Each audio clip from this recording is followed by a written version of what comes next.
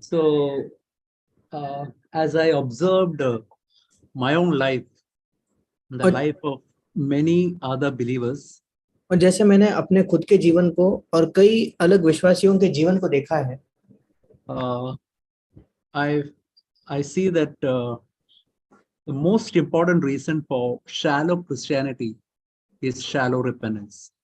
और मैंने जब इतने वर्षों में अलग अलग लोगों को देखा है, तो मैंने ये पाया है कि जो हमारे मसीही अवस्था बहुत उथली होती है, उसका मुख्य कारण है कि हमारा जो मन फिराव है वो बहुत उथला है। Repentance is a change of mind towards sin, world, lust of the flesh, and so on. और मन फिराव का मतलब है कि हम अपने दृष्टिकोण को बदलते हैं इस पाप के बारे में, संसार के बारे में, शरीर की अभिलाषाओं के बारे में और अलग अलग चीजों के बारे में।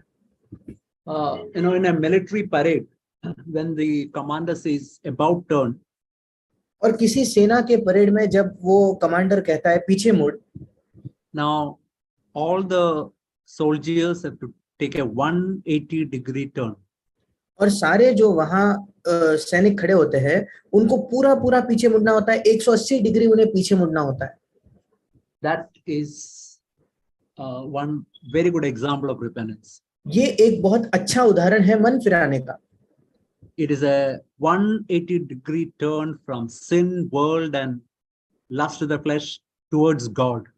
180 डिग्री पीछे मुड़ना है पाप से, हमारे शरीर की अभिलाषाओं से और इस संसार से, और परमेश्वर की ओर मुड़ना है। If the turn is 120 degree, 150 degree, now you cannot call that repentance. अगर हम केवल 120 डिग्री पीछे मुड़ते हैं, 150 डिग्री पीछे मुड़ते हैं, मतलब हम पूर्ण तौर पर अगर पीछे नहीं मुड़ते, तो फिर उसे मन फिराव नहीं कहा जा सकता। The sad thing is the lives of many believers, the turn is not 180 degree, it is 120, 130, 140 like that. दुख की बात यह है, अधिकतर मसीहों के जीवन में मन फिराना पूरा पूरा नहीं है, 180 डिग्री नहीं है, बल्कि 120, 130, 140 डिग्री वो पीछे मुड़ते हैं केवल। See, Matthew 7:22, all of you know that portion. Many will come to me in that day saying, Lord, we prophesied in your name, we did miracles. The Lord will tell, I never knew you.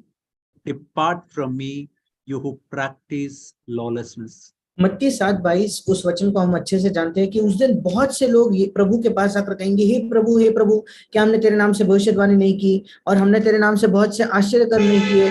तब प्रभु उनसे कहेगा, मैंने तुमको कभी नहीं जाना, हे कुकर्म करने वालों, मेरे पास से चले जाओ। See, we can say we have helped in the church, we did this thing, that thing, we worked so many things for the church, and many things we can say, but if the turn is not 180 degree, the Lord will say, I never knew you. हम ये कह सकते हैं कि मैंने कलीसिया में सहायता की थी, मैंने कलीसिया में इस प्रकार से सहायता की, उस प्रकार से सहायता की, पर अगर हम 180 डिग्री पीछे नहीं मुड़ते, तो प्रभु हमसे कहेगा कि मैंने तुम्हें नहीं जाना। In a Christian life, we have many times heard this compared to a building. हमने कई बार मसीही जीवन की तुलना एक इमारत से की हुई सुनी है। The foundation we can say is repentance, and और जो उसकी नींव है, हम कह सकते हैं वो मन फिराना है। In the ground floor, which is personal life, there are problems, all sorts of problems in the personal life, or in the family life, which is the first floor, or in the church life, which is the second floor. The problem can be pointed out to the problem is that the foundation is not proper, that is, repentance is not proper. अगर हमारे ground floor में, अर्थात हमारे व्यक्तिगत जीवन में कोई तकलीफ है, कोई समस्या हो रही है, या हमारे पारिवारिक जीवन में जो पहली मंजिल है उसमें कोई समस्या है, तो अगर या कलीसिया में दूसरी जो मंजिल है उसमें कोई समस्या है, तो जो जहां समस्या, मुख्य समस्या वो नींव में है, इसका मतलब हमारा मन फिराव सही नहीं है। Jesus said in the parable of sower, some seeds fell in the rocky ground. और यीशु मसीह ने बीज बोने वाले के दृष्टांत में कहा कि एक प्रकार का बीज था जो उस पथरीली भूमि में गिरा। Those seeds sprang up, but it was not having they were not having proper roots. वे बीज ऊपर तो उगे पर उनकी सही से नींव नहीं थी, उन्होंने जड़ नहीं पकड़ा, Because the land was very hard, rocky ground. क्योंकि वहां की जो जमीन थी वो बहुत पथरीली थी, वो बहुत कठोर थी. It sprang up, but when temptation came, when persecution came because of the word, they immediately fell away. और वो बड़ा तो हुआ, वो उगा तो सही, पर जैसे ही कुछ समस्याएं, कुछ क्लेश आए, तुरंत वो गिर गया. Now, the reason is because the heart is not soft. Heart is not that like the heart of like a fleshy heart. It is a rocky heart. The reason is because of lack of repentance. इसका कारण है कि वो जो हृदय है वो एक मांस का हृदय नहीं है, एक नरम हृदय नहीं है, बल्कि मन फिराने की कमी की वजह से वो एक कठोर हृदय है.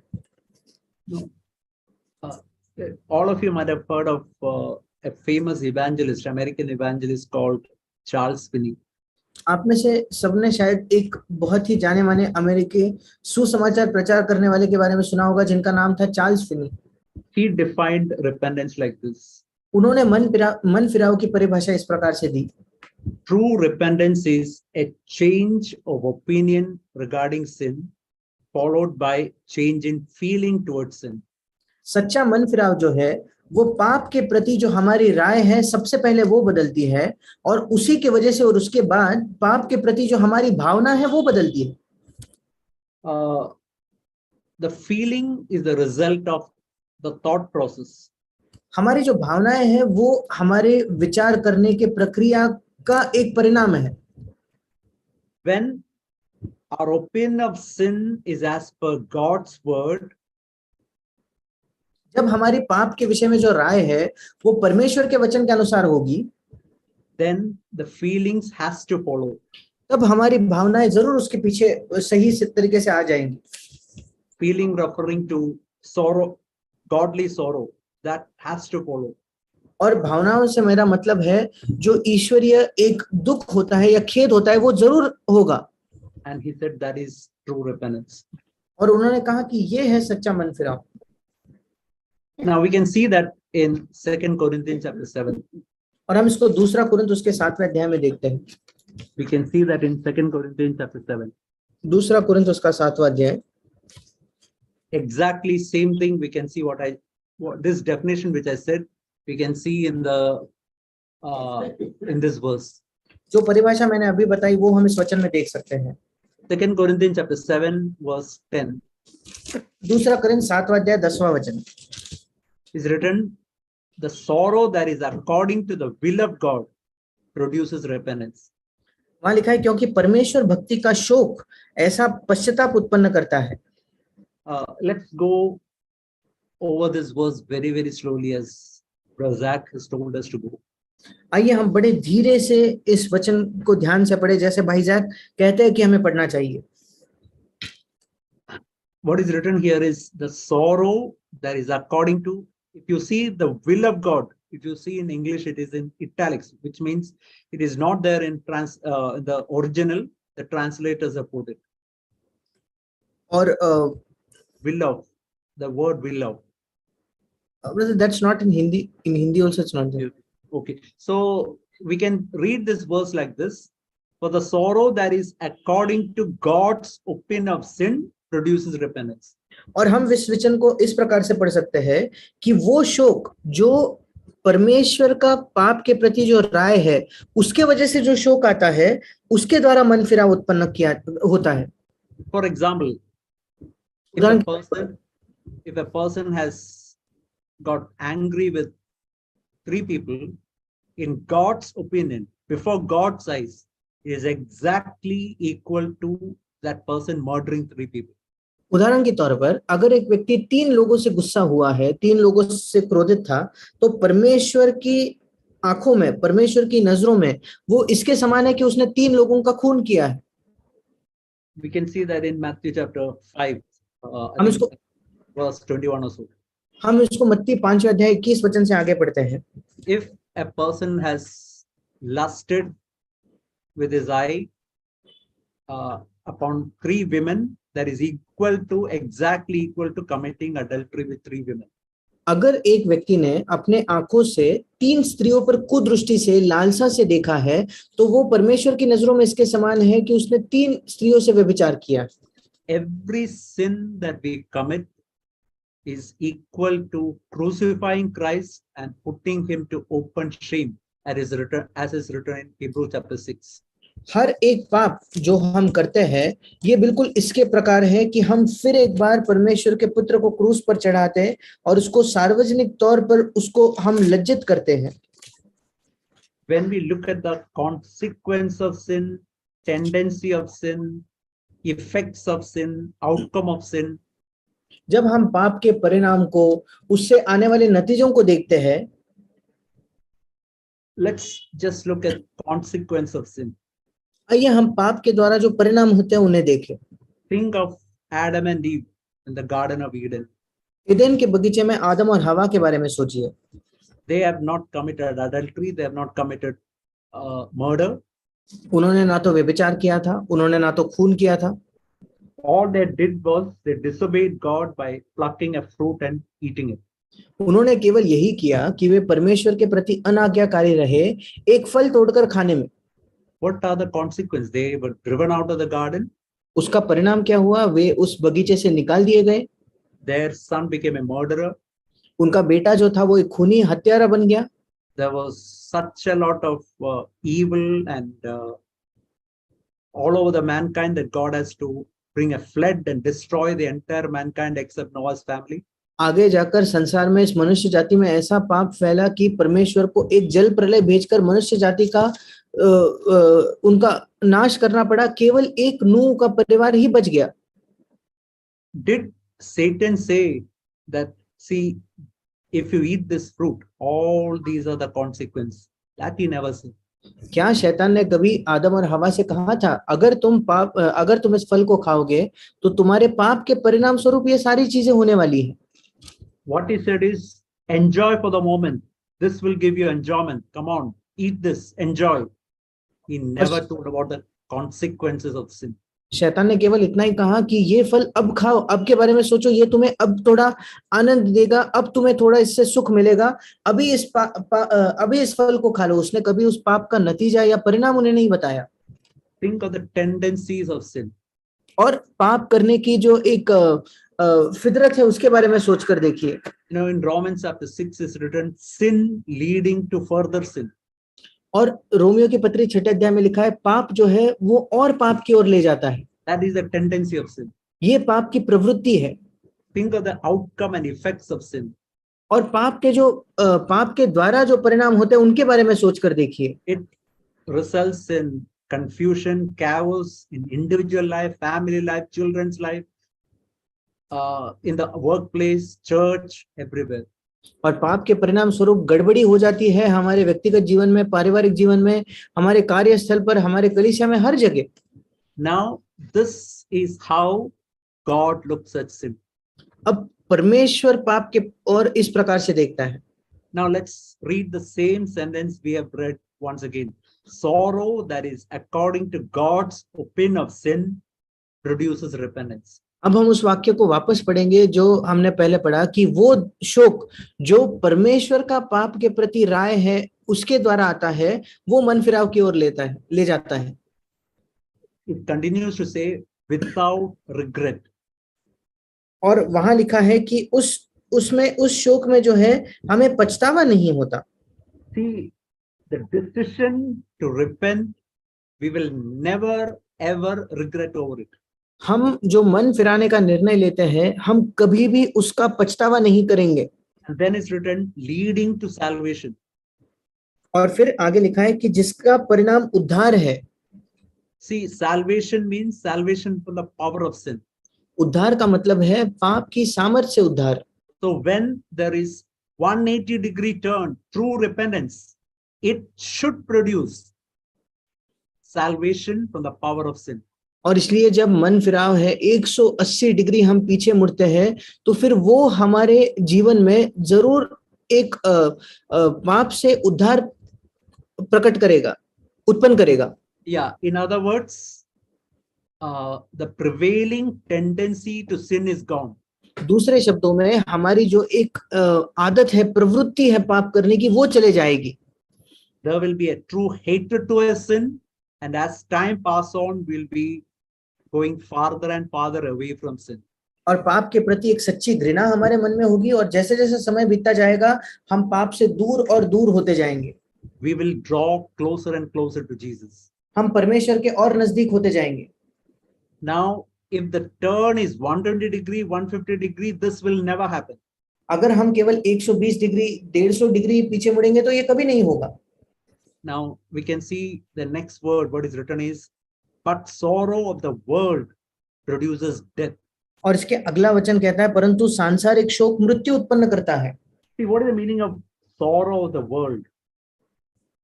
इस संसार का शोक, इसका क्या मतलब है? There is godly sorrow. There is also sorrow that is according to the world. एक ईश्वरीय शोक है और एक ऐसा शोक भी है जो संसार की ओर से आता है. See, when a person is caught in the act of sin, now that can create a tremendous mourning in his life. Not because he dishonored God or God's name is dishonored. No, the reason for sorrow is his name is gone, his honor is gone, his reputation is gone.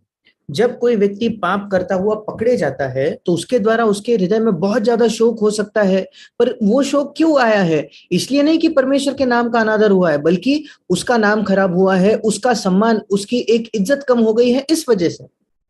We all might have seen thief when he's caught, he cries badly, not because he dishonored God or he hurt God. No, his honor is gone, his reputation, the society is gone. That's the reason. और हमने सबने देखा होगा जब एक चोर पकड़ा जाता है तो वो बहुत रोता है. क्यों? क्योंकि उसने परमेश्वर के नाम का अनादर किया है? बिल्कुल नहीं, बल्कि उसका जो एक अपमान हुआ है या जो समाज में उसका नाम है वो खराब हो चुका है. So a false repentance will produce such a life where there are some external changes in a person's life, but his heart is longing after sin. और झूठा मन फिरा वो होता है जो एक व्यक्ति के जीवन में बाहरी बदलाव तो कुछ होंगे, कुछ बाहरी तौर पर वो अपने जीवन में बदलाव करेगा, पर उसका हृदय अभी भी पाप करने के पीछे लालसा रखता है. I want to tell that once again because this is very important. This is the way many believers live.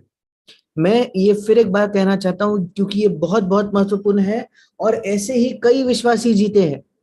A false repentance will produce some external changes in a person's life, but his heart is longing after sin.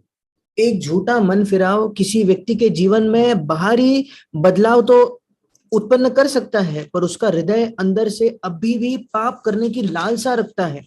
That is the result of 120 degree turn, 130 degree turn. ये परिणाम है अपने पाप से केवल 120 degree या 130 degree पीछे मुड़ने का. But when a person's turn is 180 degree, which as is written causes godly sorrow, the prevailing tendency to sin is gone. Sin will go farther and farther away from him. पर जब एक व्यक्ति 180 degree पीछे मुड़ता है तो उसके पाप करने की प्रवृत्ति चली जाएगी और पाप उससे दूर और दूर होते जाएगा. Now in verse 11 we see what are the true consequences of godly repentance. अब हम 11वें वचन में देखते हैं कि परमेश्वर के द्वारा मन फिराने का या ईश्वरीय मन फिराने का क्या परिणाम होता है. Can you read that in Hindi, brother? Verse 11. Yes, 11वां वचन में पढ़ता हूं. अतः देखो, इसी बात से कि तुम्हें परमेश्वर भक्ति का शौक हुआ, तुम में कितना उत्साह और प्रत्युत्तर और रीस और भय और लालसा और धुन और दंड देने का विचार उत्पन्न हुआ. तुमने सब प्रकार से यह सिद्ध किया, कर दिखाया कि तुम इस बात में निर्दोष हो. Just look at the true results of genuine repentance. और वास्तविक मन फिराव के क्या परिणाम है उसे हम देखेंगे. It's written here, what earnestness this godly sorrow has produced in you. और यहाँ लिखा है कि इस ईश्वरीय भक्ति या ईश्वरीय जो दुख है, शोक है, उसने तुम्हारे अंदर कितना उत्साह उत्पन्न किया है. What, yeah, zeal, or we can say ulsa, that is earnestness, that real diligence for God. और परमेश्वर के लिए एक असली उत्साह जो हम कुछ करने के लिए तैयार है, वो एक भावना हमारे अंदर आई है। What vindication of yourself? You know, the word vindication means you want to clear yourself for that particular matter completely. और तुमने कैसे अपने आप को मानो तुम पुष्टि करना चाहते हो, इसका मतलब तुम अपने आप को उस मामले में पूर्ण तौर पर साफ करना चाहते हो। What indignation? The word indignation means outrage. What hatred to sin. और उसके बाद कैसा एक रोष, एक पाप के प्रति एक गुस्सा तुम्हारे मन में मानो उत्पन्न हुआ है। What fear? That is what fear of God. और क्या ही भय, अर्थात परमेश्वर का क्या भय उत्पन्न हुआ है। What longing after God. और लालसा, मतलब परमेश्वर के लिए लालसा उत्पन्न हुई है। What zeal for God. और परमेश्वर के लिए एक धुन उत्पन्न हुई है। What avenging of wrong. That means you really want to, that's such a hatred towards that particular act that you have done. और यहाँ लिखा है कि दंड देने का भाव, इंग्लिश में उसका मतलब ऐसा होता है कि जो तुमने गलत किया है उसको सही करने की एक भावना। Now, we can ask ourselves, is this the result of repentance in our life? अब हम अपने आप से प्रश्न कर सकते हैं, क्या हमारे जीवन में मन फिराव का यही परिणाम हुआ है? Yeah, this should be the result of genuine repentance in a person's life. वास्तविक मन फिराव किसी व्यक्ति के जीवन में उसका परिणाम ये होना चाहिए। Otherwise, what will happen is the person will turn back to his old sins again and again and again and again. नहीं तो होगा ये कि वो व्यक्ति अपने पुराने पापों में वापस फिर एक बार लौटते ही रहेगा। See, in Ezekiel 36:26, there is a word that is written. यहेजकेल की पुस्तक उसका 36 अध्याय और 26 वचन में एक ऐसा वचन है। You can read that, brother. 36:26. यहेजकेल 36 उसका 26, मैं तुमको नया मन दूंगा और तुम्हारे भीतर नई आत्मा उत्पन्न करूंगा और तुम्हारी देह में से पत्थर का हृदय निकालकर तुमको मांस का हृदय दूंगा। Yeah, this is the result of a person genuinely repenting. ये परिणाम है जब एक व्यक्ति वास्तविकता से मन फिराता है उसका। The heart of stone is removed, which is replaced by a heart of flesh. जो पत्थर का हृदय है या मन है वो निकाल दिया जाता है और उसके जगह मांस का हृदय दिया जाता है। A heart which is so soft that God's word makes a true impression in his heart. एक हृदय जो इतना नरम है कि परमेश्वर का वचन उसके हृदय में आसानी से जाता है। Now, if a person's repentance is faulty, false repentance, his heart remains hard. अगर किसी का मन फिराव, किसी व्यक्ति का मन फिराव उसमें कमी है या वो पूरी तरीके से सही नहीं है, तो उसका जो हृदय है वो उसके बाद भी कठोर ही होगा।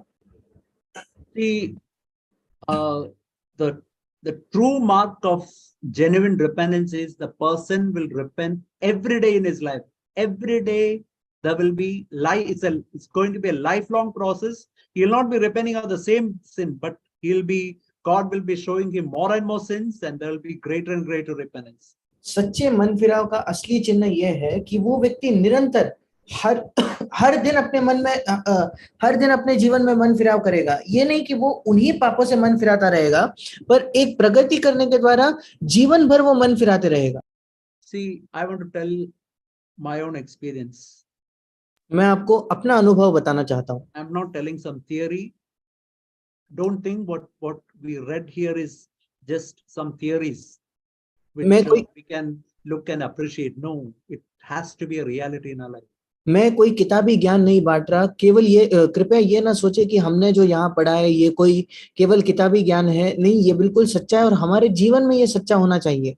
See, I was born in a Christian family. मेरा जन्म एक मसीही परिवार में हुआ था।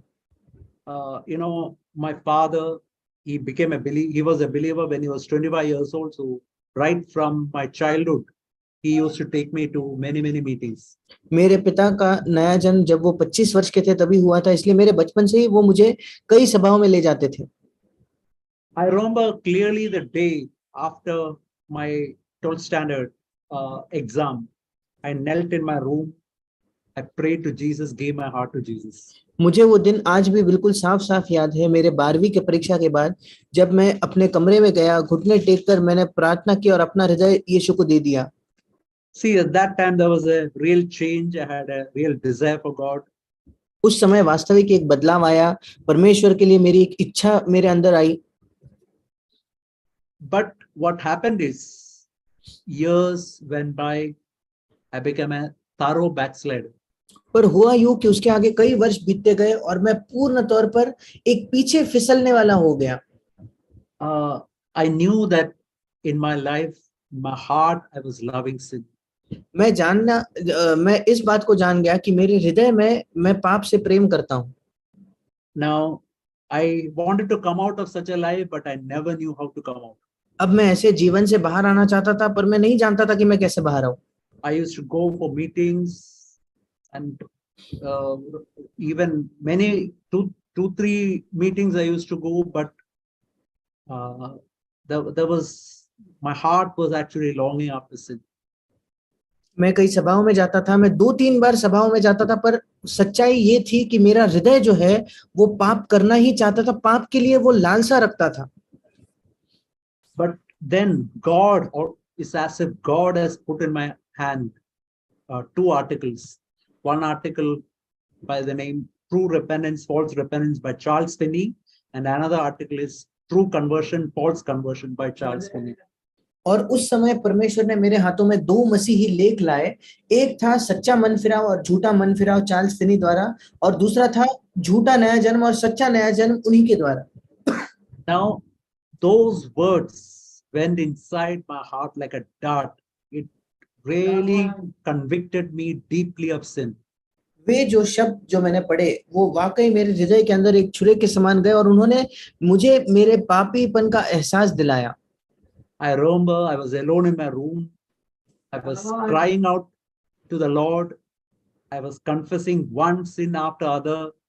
And मुझे याद है मैं अपने कमरे में अकेला था, परमेश्वर की ओर रोकर पुकार कर एक के बाद एक मैं अपने पापों का अंगीकार कर रहा था, उन्हें कबूल कर रहा था।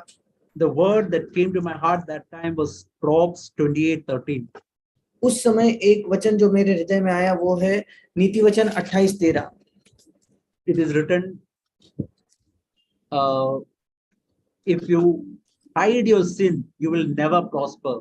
If you confess and forsake, you will find mercy. वहां लिखा है, जो अपने अपराध छिपा रखता है उसका कार्य सफल नहीं होता, परंतु जो उनको मान लेता और छोड़ भी देता है उस पर दया की जाएगी। Now that is what happened in my life. I remember I was confessing sin and forsaking sin. यही मेरे जीवन में हुआ, मुझे अच्छे से याद है। मैं पाप को मान भी लेता था और उसे छोड़ भी देता था। And as I was doing it, my heart was really, it's as if a big burden has went away from my heart. और जैसे मैं ये करने लगा, मानो मेरे हृदय से एक बहुत बड़ा बोझ हट गया।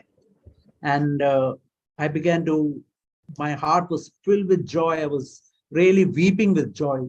और मेरा हृदय आनंद से भर गया, मैं आनंद के मारे रो रहा था। I know that day God has put in my heart the nature to hate sin. मैं जानता हूं कि उस दिन प्रभु ने मेरे हृदय में एक ऐसा स्वभाव डाला जो पाप से नफरत करता था। Now I know from that day my heart was hating sin. मैं जानता था कि उस दिन से मेरा हृदय पाप से नफरत करने लगा। This was a true result in my life. There was such a zeal for God, such a fear of God, such a longing for God, such an outrage, such a hatred to sin. God has put that in my heart. और मैं जानता हूं कि ये सच्चा मन फिराव था, क्योंकि उस समय पाप के प्रति और इस मन फिराने के प्रति एक ऐसा उत्साह, एक ऐसा प्रत्युत्तर, एक ऐसा रीस, एक ऐसा भय था जो परमेश्वर ने मेरे हृदय में डाला। Now let's turn to this verse in Zechariah chapter 12. अब हम एक वचन निकालेंगे जकरिया नबी की पुस्तक उसका 12वां अध्याय। You can see this Zechariah chapter 12 verse 10. जकरिया 12वां अध्याय उसका 10वां वचन।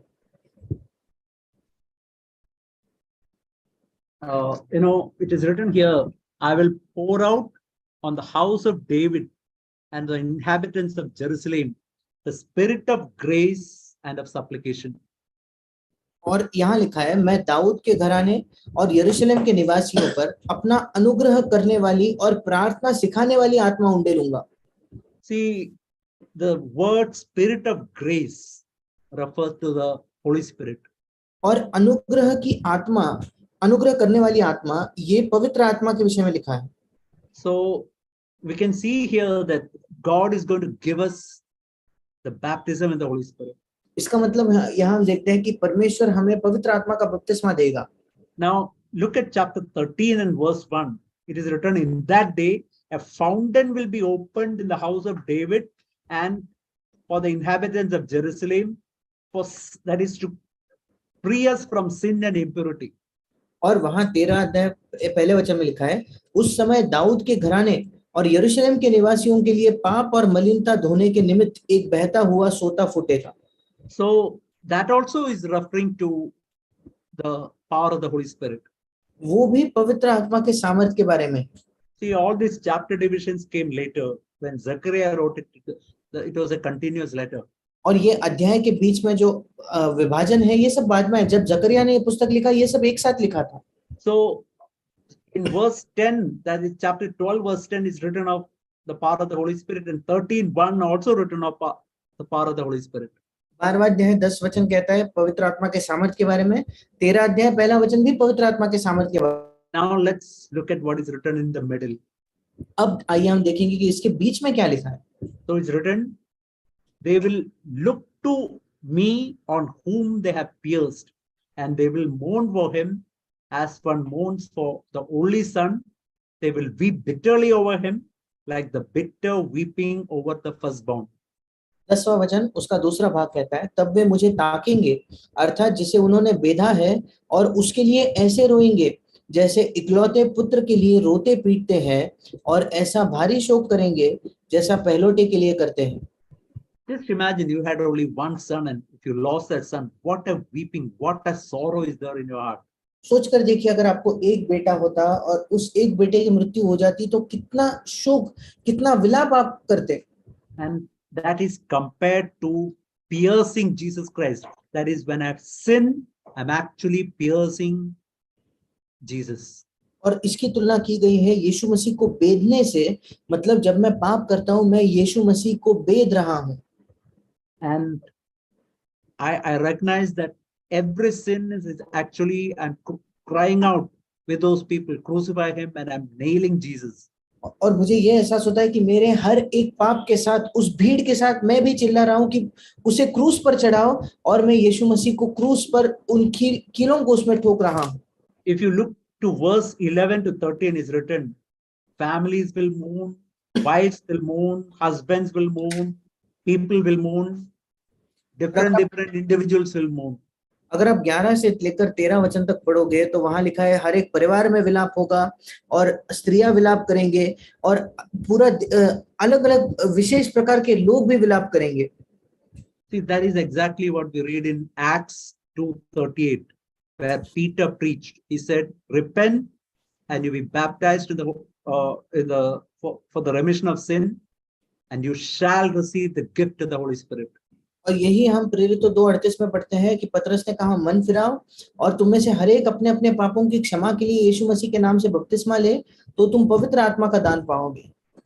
See, have you ever seen people taking a cat by putting a chain or a rope around its neck?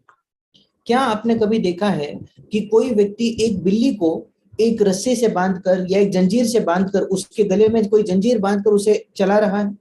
No, I think none of you might have seen that. मुझे लगता है आप में से किसी ने भी ऐसा दृश्य नहीं देखा होगा। Yeah, you might have seen many times dogs taken by chain or pigs taken by chain. आपने कई बार देखा होगा कुत्तों को एक जंजीर लगाकर ले जाया जाता है, या पट्टा लगाकर, या जो सुअर होते हैं उनको इस प्रकार से ले जाया जाता है। Now, have you ever thought what is the reason why they never put a chain in the neck of a cat? क्या आपने कभी सोचा है कि क्या कारण है कि कभी भी एक बिल्ली के गले में वो पट्टा या जंजीर नहीं डालते? The reason is because it will never go to the dirt. There is a nature inside that cat which hates dirt.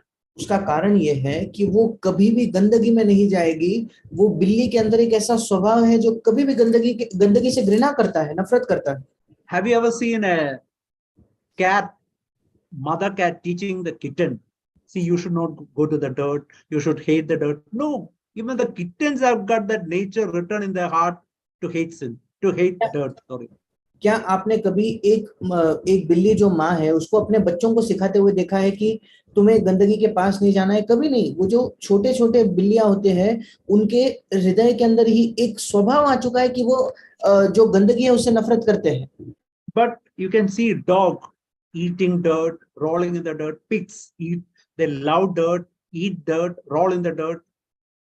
पर जब हम कुत्तों को देखते हैं वो गंदगी खाते हैं, गंदगी में खेलते हैं, या सुअरों को देखते हैं गंदगी में पड़े रहते हैं, वही खेलते हैं। See, I remember when I was in Vasai, once just in front of my house, a municipal lorry came. All the dogs in the vicinity were there all around it. और मुझे याद है जब मैं वसई में था, एक बार म्यूनिसिपैलिटी की एक गाड़ी आई थी, तो सारे कुत्ते जो आस पड़ोस के वो सब उस गाड़ी के आसपास आ गए थे। Now, if we are in the road, we'll go to the other side of the road. We'll close our nose and try to walk past it. और जब कूड़े की वो गाड़ी आती है जिसमें कूड़ा ले जाया जाता है, तो हम तो या तो सड़क के दूसरे ओर जाएंगे या अपने दरवाजे को बंद कर लेंगे। Now, you cannot see a cat anywhere near that, but dogs love that smell. They want to be around that. आप कभी किसी बिल्ली को उसके आसपास नहीं देखोगे, पर कुत्तों को वो जो उसमें से आने वाला जो बांस है वो पसंद है, और उसके आसपास, उस गंदगी के आसपास होना पसंद है। I want to tell you, when there is true repentance, God puts that nature in our heart. मैं आपको बताना चाहता हूँ, जब एक वाकई मन फिराव होता है तो परमेश्वर हमारे हृदय में एक स्वभाव डालता है कि हम पाप से नफरत करें। Now, just imagine that you are transferred to a place where there is no church. You're far away from your family, away from your parents. You're going to a place where there's nobody who knows you. कल्पना करके देखिए, आपका तबादला हो जाता है एक ऐसे जगह जहां ना तो कलीसिया है, ना आपका परिवार आपके साथ है। एक ऐसे जगह आपका तबादला हुआ है जहां कोई आपको नहीं जानता। Now, if your thinking is, now nobody is there, I can buy anything, I can see anything, I can watch anything, I can buy any book I like, I can look at all bad pictures. Now, if that is your tendency, that is a mark of false repentance. अब अगर आपके मन में तुरंत ये विचार आता है, चलो यहाँ कोई मुझे पहचानता नहीं इसलिए मैं जो चाहे वो खरीदूं, जो चाहे वो पढूं, जो चाहे वो देखूं, अगर ऐसे विचार आपके मन में आते हैं तो ये एक चिन्ह है झूठे मन फिराव का। See, have you ever seen a cat when all are looking, it is very clean and neat, but when nobody is looking, that cat is rolling in the mud. क्या आपने कभी किसी बिल्ली को देखा है कि जब कोई नहीं देखता तब जब उसे कोई नहीं देखता तब वो, जब उसे सब देख रहे तब वो बिल्कुल साफ रहता है, पर जब किसी का ध्यान नहीं है वो मिट्टी में खेलती है?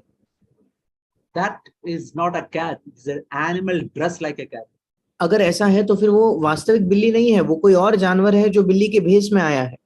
See, when there is true repentance, God puts that nature in. It's not my effort. God puts that nature in our heart to really hate sin. जब सच्चा मन फिराव होता है तो वो हमारा परिश्रम नहीं बल्कि परमेश्वर हमारे हृदय में एक स्वभाव डालता है कि हम पाप से घृणा करें। Good news is all of us can come to that true repentance and live in that true repentance. अच्छी खबर ये है कि हम सब उस मन फिराव या वास्तविक मन फिराव में आ सकते हैं। Let's look at Peter and Judas. आइए हम पतरस को और यहूदा इस्करियोती के बारे में देखें। We all know Peter denied Jesus 3 times. हम सब जानते हैं कि पतरस ने यीशु मसीह का 3 बार इनकार किया। We can see in Luke chapter 22 verse 61. हम लूका 22 उसके 61 वचन में उसको देखते हैं। 61 वचन में, yeah, after denying Jesus 3 times, there is a particular sentence written there. और 3 बार यीशु मसीह का इनकार करने के बाद वहां एक बात लिखी है। Luke 22:61. Luka 22:61 is written, the Lord turned and looked at Peter. वहां लिखा है, तब प्रभु ने घूमकर या मुड़कर पतरस की ओर देखा। Just think about that small sentence. उस एक वाक्य के बारे में सोचकर देखिए। Do you think it is a look which says, didn't I tell you that you will do this thing? क्या आपको लगता है कि प्रभु इस प्रकार से उसको देख रहा होगा कि क्या sorry uncle, can you repeat once? Yeah. Do you think that look, the meaning of that look was, didn't I tell you that you will do such a thing? क्या आपको लगता है कि प्रभु ने जब उसके पास देखा तो प्रभु ये कहने की कोशिश कर रहा था, क्या मैंने तुम्हें बताया नहीं था कि तुम ऐसा करोगे? No, that was not the look. नहीं, प्रभु इस प्रकार से नहीं देख रहा था. That look was, he was looking at Peter and saying, it's okay, Peter, I know you will come back.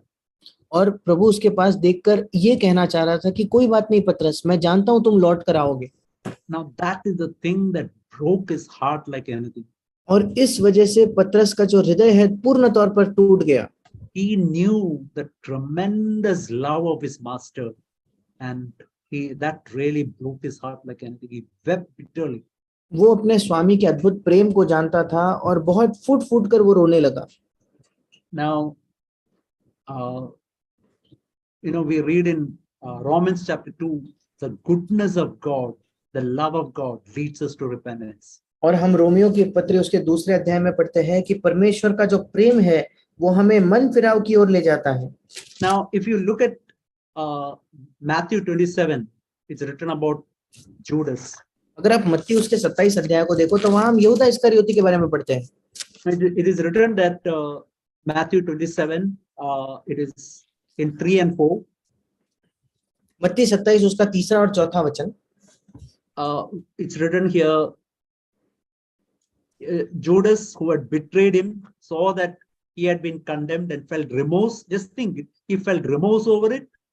And then verse 4 saying, I sinned by betraying the innocent blood. और सोचकर देखिए, तीसरे वचन में लिखा है, तब उसके पकड़ने वाले यहूदा ने देखा कि वो दोषी ठहराया गया है तो वो पछताया. और चौथे वचन में वो कहता है कि मैंने निर्दोष को घात के लिए पकड़वाकर पाप किया है.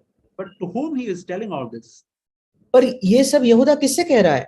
He was telling those things to the high priest. ये सब यहूदा इस्करियोती उस महायाजक से कहता है.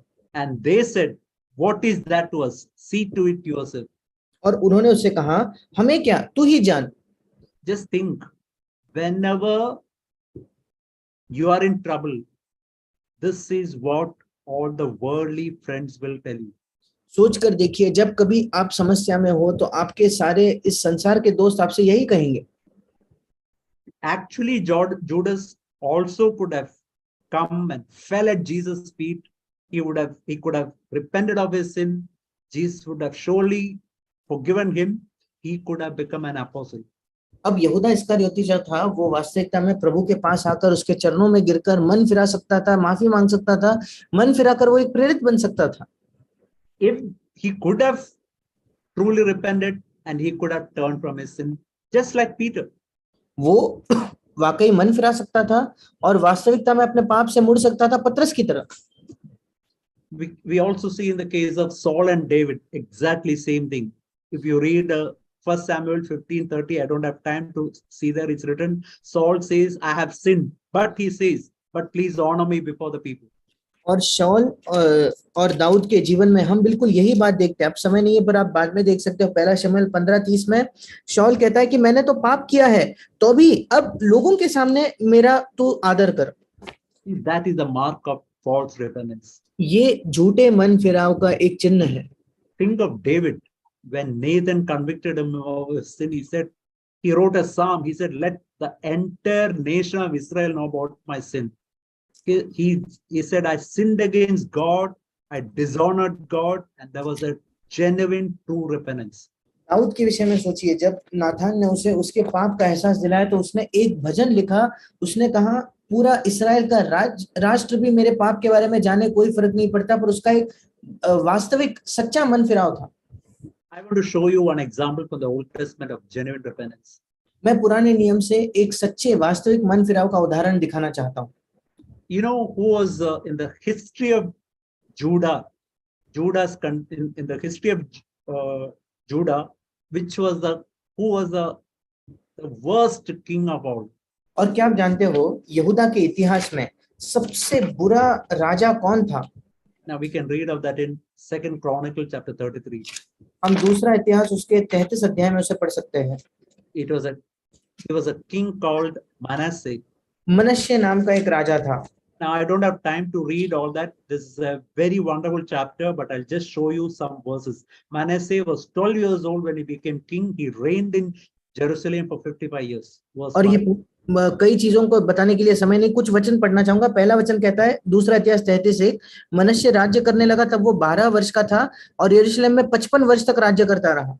It's written he did evil in the sight of God, वहां लिखा है उसने यहोवा के दृष्टि में बुरा जो था वही किया, according to the abomination of the nations. उन जातियों के घिनौने कामों के अनुसार। Now see what all things, just see verse 6. He made his sons pass through the fire in the valley of Ben Hinnom. छठे वचन में देखिए, उसने हिनोम के बेटे की तराई में अपने बेटों को होम करके चढ़ाया। Just think, he sacrificed in fire his own sons. सोचकर देखिए, अपने खुद के बेटों को उसने आग में बलिदान कर दिया। It's written he practiced witchcraft, used divination, practiced sorcery, dealt with mediums and spirits. वहां लिखा है वो शुभ अशुभ मुहूर्तों को मानता और टोना और तंत्र मंत्र करता और ओझो और भूत सिद्धि वालों के संबंध रखता। Verse 7, he put carved image of idol in the house of God. 7वां वचन कहता है उसने अपनी खुदवाई हुई मूर्ति परमेश्वर के भवन में स्थापन की। Just think of a goddess like, this Asherah, which is a sex god. Such gods, such idols he put in the temple of God. और उस समय की जो एक देवी थी एशरोत नाम की, जो एक यौन संबंध की देवी थी, उसे परमेश्वर के भवन में उसने लगाया। There was no king in the entire history of Judah who did evil like this king. यहूदा के संपूर्ण इतिहास में दूसरा कोई राजा नहीं था जिसने इस मात्रा में दुष्टता की जितनी मनश्शे ने की थी। Now, see verse 11, what the Lord did to him. देखिए 11वें वचन में प्रभु ने उसके साथ क्या किया। We can see here, he brought the commanders of the army of the king of Syria, and captured Manasseh. और 11वां वचन कहता है तब यहोवा ने उन पर अशुर के सेनापतियों से चढ़ाई कराई और ये मनश्शे को ले गए, उसे कब्जा कर लिया। Yeah, it is written here, they put a hook in, is written, they pierced his nose, put a hook, and just like a cattle is taken, so the streets of Jerusalem, this king was taken to Babylon. और वहां लिखा है कि मनश्शे को नकेल डालकर और पीतल की बेड़ियों से जकड़कर, मतलब जैसे जानवरों को ले जाया जाता है उस प्रकार इसे बेबीलोन ले जाया गया। And verse 12, when he was in distress, he entreated the Lord. And just think of what is written here. He humbled himself greatly before God of his fathers. और 12वां वचन में देखिए लिखा है तब संकट में पड़कर वो अपने परमेश्वर यहोवा को मानने लगा, और फिर लिखा है अपने पूर्वजों के परमेश्वर के सामने बहुत दीन या बहुत नम्र हुआ। And verse 13, when he prayed to him, he was moved by entreaty, heard his supplication, brought him back to Jerusalem. He again became king. और जब मनश्शे ने प्रार्थना की तो 13वां वचन कहता है तब उसने प्रसन्न होकर उसकी विनती सुनी और उसको यरूशलेम में पहुंचाकर उसका राज्य लौटा दिया और वो फिर एक बार राजा बन गया। And he said, is written, Manasseh knew that the Lord was God. और वहां लिखा है कि तब मनश्शे को निश्चय हो गया कि यहोवा ही परमेश्वर है। He never went back to his old sins. वो कभी अपने पुराने पापों में नहीं गया वापस। Certain years were left in his life. We can see in the following verses, 14 onwards, he did good to that country. 14 वचन से आगे हम पढ़ते हैं उसके जीवन के 13 वर्ष अभी भी शेष थे, पर उसके आगे उसने अपने देश में केवल भलाई ही की। Now, I know there is none in our midst who have done such evil. अब मैं जानता हूं कि हमारे बीच में ऐसा कोई नहीं है जिसने ऐसी दुष्टता की होगी। If there is such a hope for this man, there is hope for every one of us. अगर ऐसे व्यक्ति के लिए आशा है तो हम में से प्रत्येक के लिए आशा है।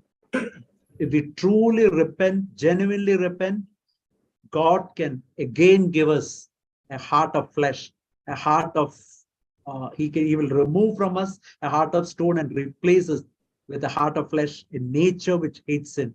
अगर हम वाकई मन फिराएंगे तो परमेश्वर हमारे पत्थर के हृदय को निकलकर एक मांस का हृदय देगा, एक ऐसा स्वभाव देगा जो पाप से नफरत करता हो। Last, I just want to turn to this verse in Acts chapter 26, verse 20. अंत में मैं एक वचन निकालना चाहूंगा, प्रेरितों के काम उसका 26 अध्याय और 23 वचन। Can read that verse. 26, 20. 26 20, please. Sorry, प्रेरितों 26 उसका 20 वचन, परंतु पहले दमिश्क के, फिर यरूशलेम के और तब यहूदिया के सारे देश के रहने वालों को और अन्य जातियों को समझाता रहा कि मन फिराओ और परमेश्वर की ओर फिर कर मन फिराओ के योग्य काम करो। Just think, repent, turn to God, performing deeds appropriate to repentance. और सोच कर देखिए, यहाँ लिखा है मन फिराओ, परमेश्वर की ओर फिरो, फिर कर मन फिराओ के योग्य काम करो। What is this deeds appropriate to repentance? मन फिराओ के योग्य काम का क्या अर्थ है? That is it refers to restitution. इसका तात्पर्य है चीजों को लौटाने से। If you have traveled in a bus or train without ticket, you have to pay back that money to the government. अगर आपने किसी बस में, किसी ट्रेन में बिना टिकट के आप गए हो, तो आपको उस चीज को लौटाना है, उसका मुआवजा देना है या उसे वापस करना है। If you have cheated income tax, you have to return that money with interest. अगर हमने जो आयकर विभाग है उन्हें धोखा दिया है, तो हमें उसमें ब्याज को जोड़कर उसकी भरपाई करनी है, उस पैसे को लौटाना है। I remember many years ago, I and another brother went to one in Mumbai. In one family, we shared the gospel. That person confessed his sin. He repented. I remember he really repented of his sin. He prayed that prayer and repented, turned back from sin. मुझे याद है कई वर्षों पहले मैं और एक और भाई किसी और परिवार के पास गए, हमने सुसमाचार सुनाया, उस व्यक्ति ने वाकई मन फिराया और अपने पाप से वो पीछे मुड़ा। See, I knew that he had a bad relationship with many of his relatives. मैं जानता था कि उसके कई रिश्तेदारों के साथ उसका संबंध बहुत ज्यादा बुरा था। And I remember I told him, you have to confess and you have to ask forgiveness to all these relatives you have hurt in your life. और मैंने उनसे कहा कि तुम्हें अपने पापों को मान लेकर इन सारे रिश्तेदारों को जिन्हें तुमने चोट पहुंचाई है उनसे माफी मांगनी पड़ेगी। Now the fact is that he never did that. अब सत्य यह है कि उसने वो कभी नहीं किया। What happened is after few weeks he turned back to his older sins. और क्या हुआ, कुछ ही हफ्तों में वो अपने बीते हुए पापों में फिर एक बार मुड़ गया। Please remember, if restitution is not there in your life, you will turn back to your older sins. कृपया याद रखें, अगर आपके जीवन में मन फिराव के बाद आप भरपाई नहीं करते, उन चीजों को वापस नहीं लौटाते या चुकाते, तो आप अपने पापों में फिर लौट जाओगे। If you have difficulty in asking forgiveness or restitution, you ask the Lord will help you to do that. अगर आपको बहुत मुश्किल जाता है किसी से क्षमा मांगना, किसी चीज को लौटाना, उसकी भरपाई करना, तो प्रभु से मांगे, वो आपकी सहायता करेगा। My dear brothers, let us really have 180-degree repentance. मेरे प्रिय भाइयों, आइए हम वाकई 180 डिग्री पीछे मुड़े, मन फिराव रखें।